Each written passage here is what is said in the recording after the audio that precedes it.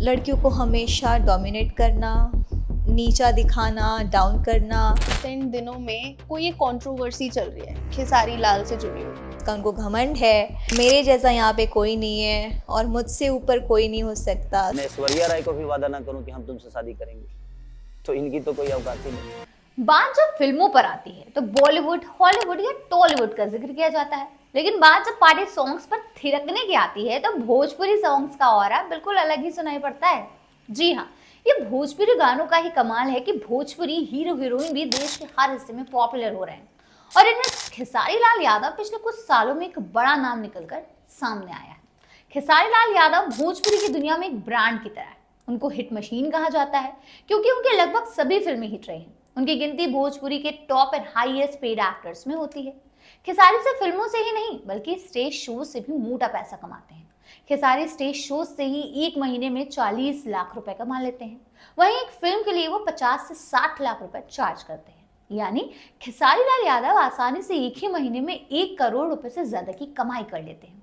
कभी दूध और लिट्टी चोखा बेचकर गुजारा करने वाले खेसारी आज की डेट में करोड़ों की प्रॉपर्टी के मालिक है। लेकिन खेसारी लाल यादव को आप भोजपुरी के सलमान खान समझ सकते हैं क्योंकि आए दिन अलग अलग तरह की कंट्रोवर्सी में उनका नाम आता रहता है।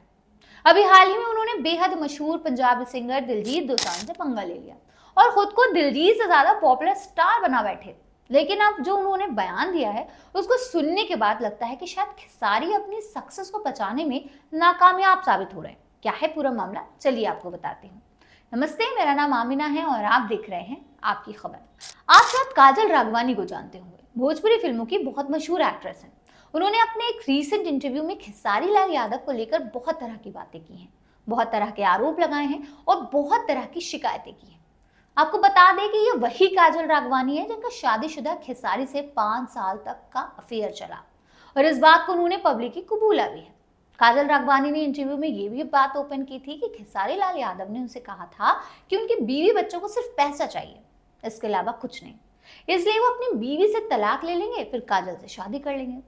काजल के इस खुलासे के बाद जैसे बवाल ही मच गया क्योंकि खेसारी के फैंस काजल के इस खुलासे पर बिल्कुल शॉक्ड हो गए।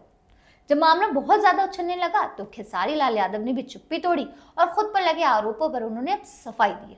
लेकिन सफाई देते देते उन्होंने एवरग्रीन ब्यूटी ऐश्वर्या राय के बारे में जो कुछ बातें कही आपको भी सुननी चाहिए। मेरी शादी का 18 साल हो गए। 18 साल के 12 साल की बेटी है मेरी, 7 साल का बेटा है। और जिंदगी में मैं जिस प्रवेश से आता हूं ना, मैं ऐश्वर्या राय को भी वादा ना करूं कि हम तुमसे शादी करेंगे, तो इनकी तो कोई औकात ही नहीं। मैं ऐश्वर्या राय की बात बोल रहा हूं, दीपिका पादुकोण को ना बोलूं कि हम तुमसे शादी करेंगे। सबसे पहले तो उन्होंने काजल राघवानी के लगाए गए सभी आरोपों को बेबुनियाद बताया और तो और उन्होंने काजल राघवानी को उनकी औकात भी याद दिला दी। उन्होंने कहा कि उनकी शादी के 18 साल हो चुके हैं, उनकी बेटी 12 साल की है और बेटा 7 साल का। उन्होंने ये भी कहा कि मैं ऐश्वर्या राय और दीपिका पादुकोण तक से शादी ना करूं तो ये काजल राघवानी कौन सी बड़ी चीज है, क्या ही इनकी औकात है। जी हाँ, खेसारी लाल यादव ने लिटरली अपने बयान में यही सारी बातें बोली।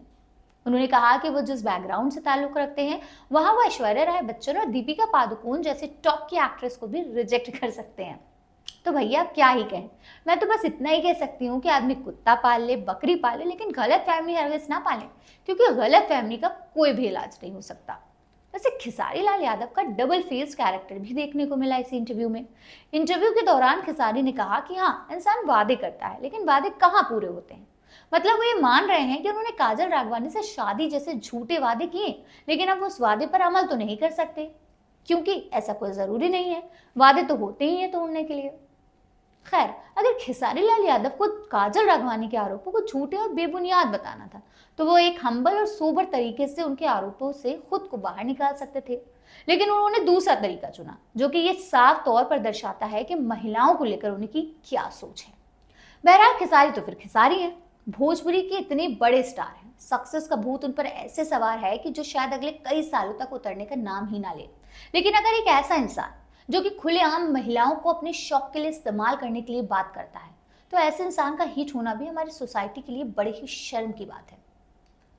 वैसे एक बात पता है आपको, आजकल खेसारी लाल यादव आकांक्षा पुरी के साथ बहुत ज्यादा टाइम स्पेंड कर रहे हैं। आज ही उनका आकांक्षा के साथ एक्सरसाइज करते हुए एक वीडियो वायरल हुआ है, जो कि देखने में काफी अश्लील दिखाई देता है।